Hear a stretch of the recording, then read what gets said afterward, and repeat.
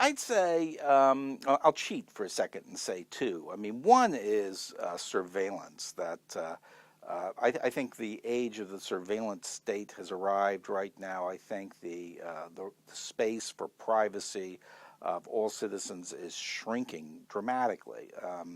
And I think that's true largely because of technologies that have been developed by the American intelligence community that allows them to listen in on our emails, our internet chats, our phone conversations, and I think that's lamentable.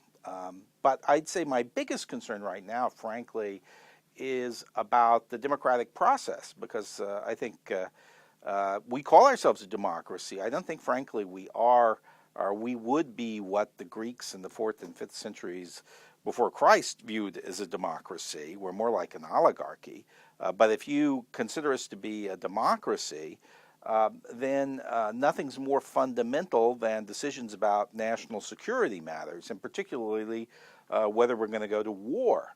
And yet what we've seen in the United States over the last 10 years is a steady shrinkage of the space for democratic participation and national security issues. And that's largely because of the expansion of claims of secrecy by the government. But I think what drives this point home most clearly is what happened last spring when President Obama decided to commit the United States to a military engagement in Libya, and he did that without even making an Oval Office speech, basically trying to persuade people not to pay any attention to it, with no congressional deliberation or debate, without much real public debate.